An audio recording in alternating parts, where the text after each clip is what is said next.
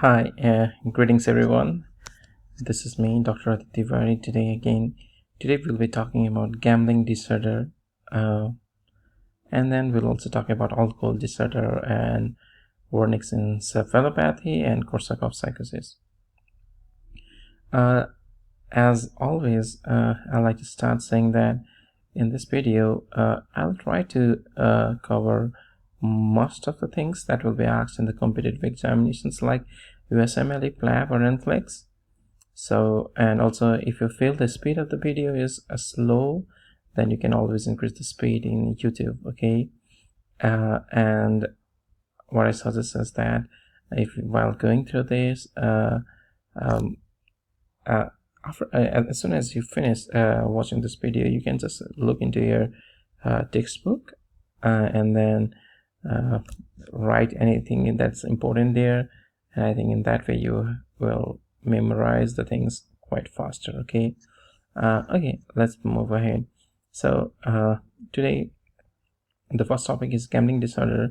So a gambling disorder is a persistent pattern of problematic gambling behavior leading to significant impairment or distress. So a person will have a problematic, not the occasional but problematic gambling behavior, and that will be leading him to distress, some sort of distress. Okay, and sometimes we have to distinguish it from manic episode, and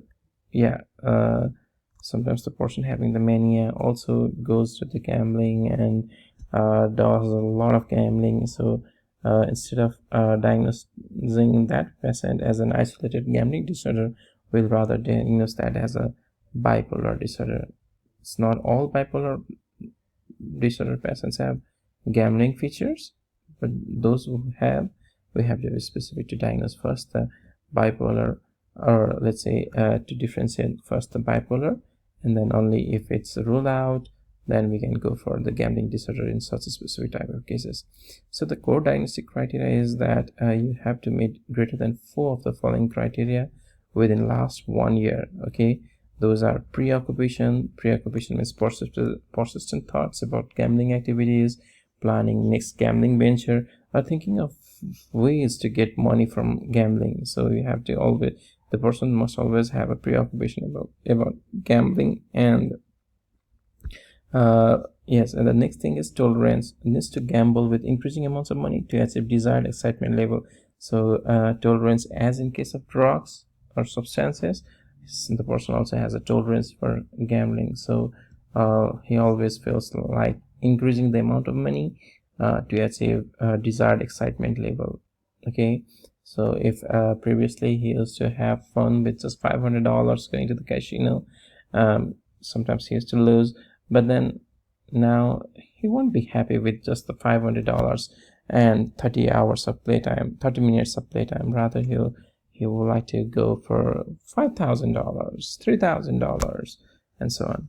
And similarly, loss of control, that is repeated unsuccessful effort to control or stop gambling behavior. Next is withdrawal syndromes. Yes, gambling behavior also exhibits withdrawal syndromes. That is restlessness or irritability when the person tries to stop gambling. Next is escape mechanism.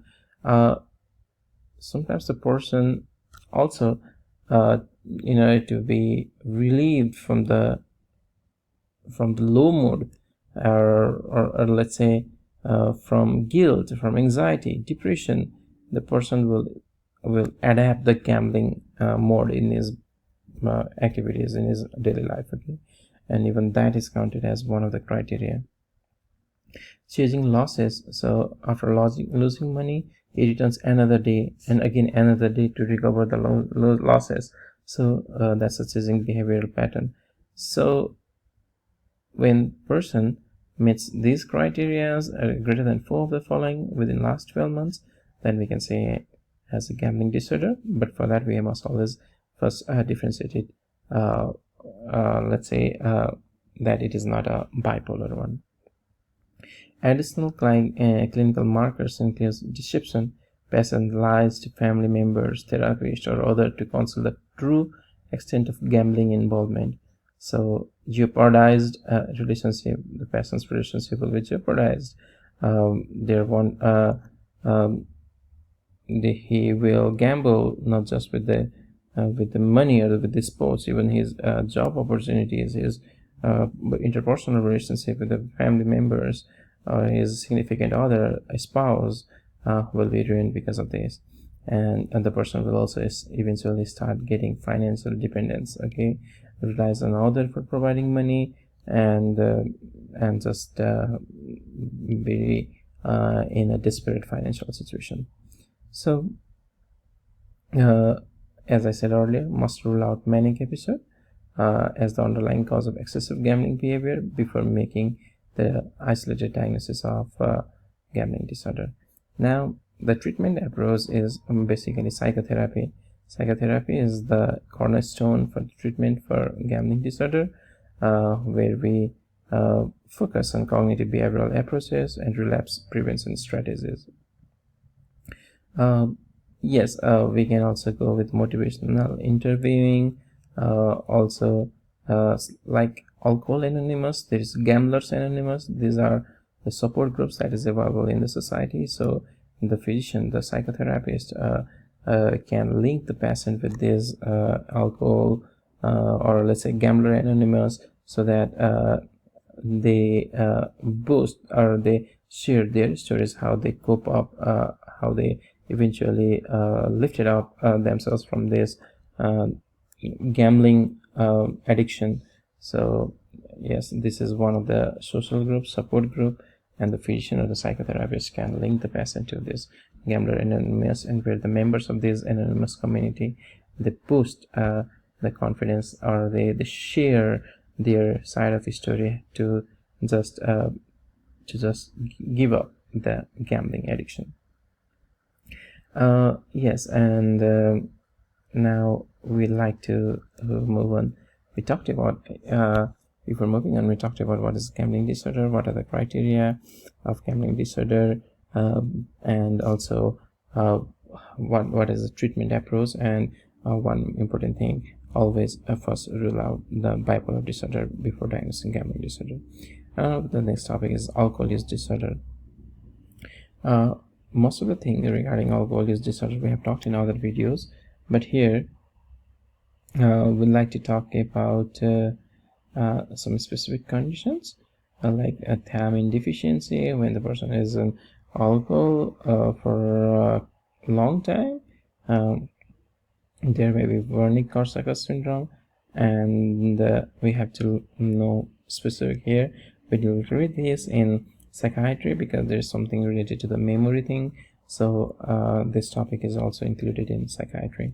And also hepatic complications. We all know this, liver cirrhosis and hepatitis can occur because of chronic alcohol exposure. Similarly, pancreatitis, peripheral neuropathy, testicular atrophy. Okay, sorry for the glitch. Again, now moving ahead, the treatment of alcohol use disorder, these include Naltrexone. Naltrexone is an opioid receptor antagonist. It reduces alcohol craving also. Okay, not just opioid, but also alcohol cravings, and it has a reinforcing effect. So the person will be reinforced to keep on quitting the alcohol. And yes, one thing is, when you are prescribing naltrexone, you must be aware that the person must not have continuous liver failure or acute hepatitis at the time of prescribing naltrexone in the alcoholic patient. So he must not be having liver failure or acute hepatitis because of alcohol or any other reason while you are prescribing naltrexone. This is Acamprosate. It modulates glutamate and GABA system and thus helps to reduce withdrawal symptoms and cravings. Okay, contraindication is if the person has renal failure, then in that case we don't prescribe Acamprosate, especially when it is creatinine clearance is less than 30 milliliter per minute. And next is Disulfiram. It inhibits aldehyde dehydrogenase. It's a mechanism of action and causing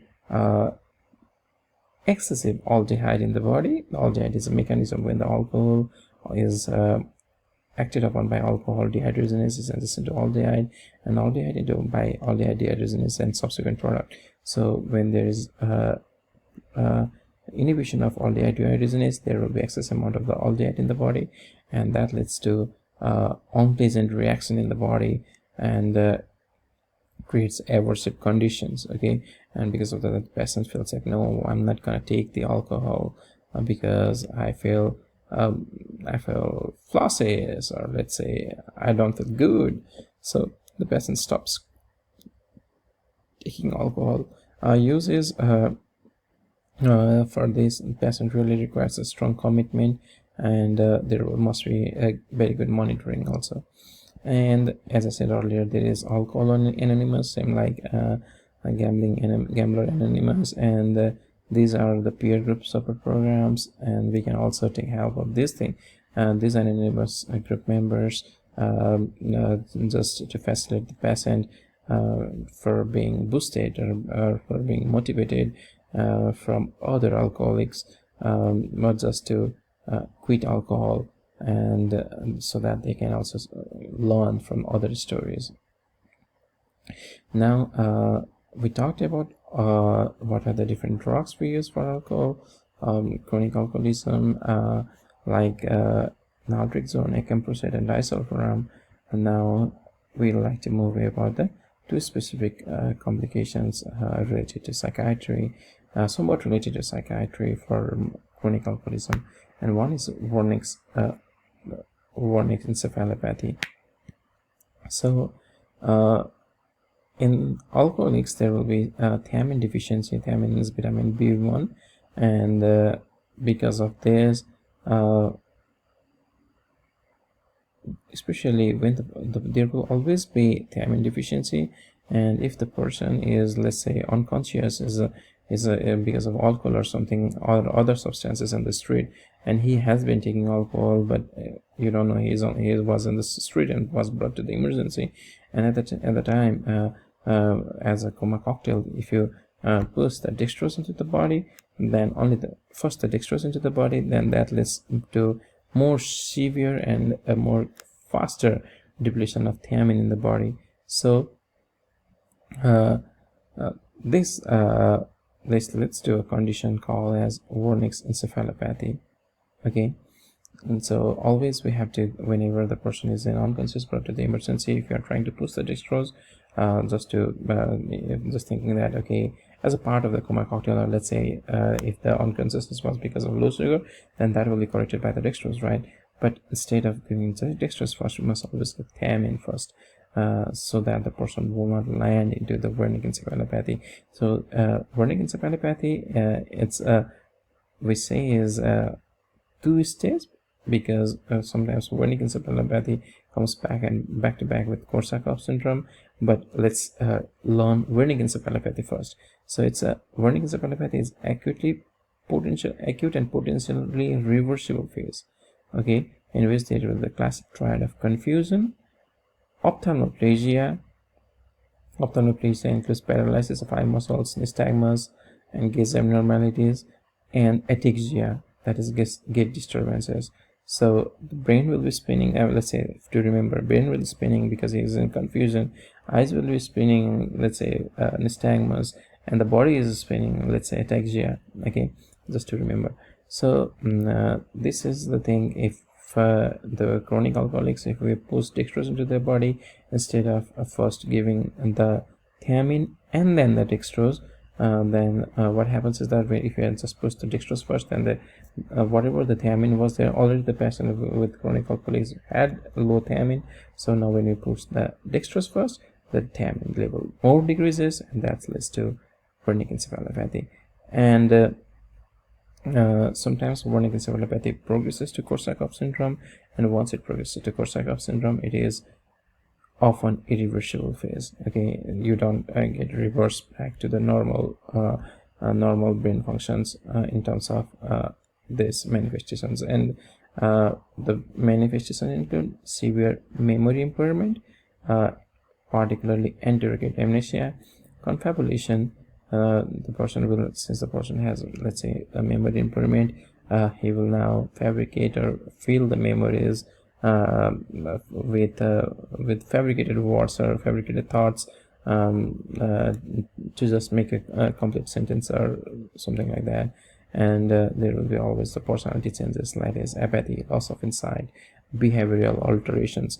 So once the person lands up into the Korsakoff syndrome, it's hard to reverse back. Okay, so once he has a severe memory impairment, confabulation, and personality changes built into his system because of the brain changes, then that's irreversible.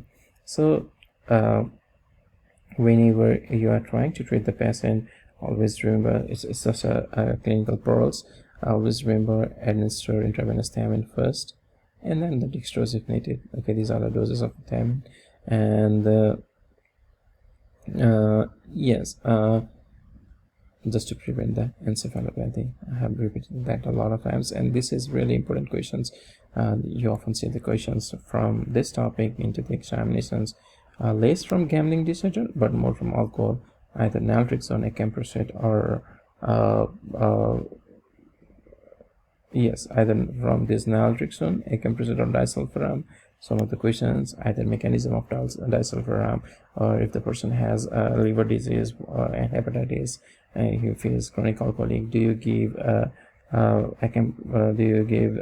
Naltrexone? That sort of question. And next is what is Korsakoff syndrome, and some of the clinical features. So you have to know the clinical features of Wernicke-encephalopathy and just diagnose, okay, the person is in Wernicke-encephalopathy, or let's say what do you give first, and then you give thiamine first. So this sort of questions pop up in the examinations. Okay, well, I think with this I have completed this topic also, and I highlighted some of the important questions for in competitive examinations. Once you go through this, you can always look into your books now, or just practice into the questions, and I hope you will solve most of the questions from this topic. Okay, and please always like, share, and subscribe my channel. I'll try to post more like these videos, which will be helpful for your examinations. And as I said earlier, you can always quickly, next time when you are looking into this video, just increase the speed and just have a quick and comprehensive message into your head, and just get into the examinations phase mode. Okay, see you in the next video. Bye bye.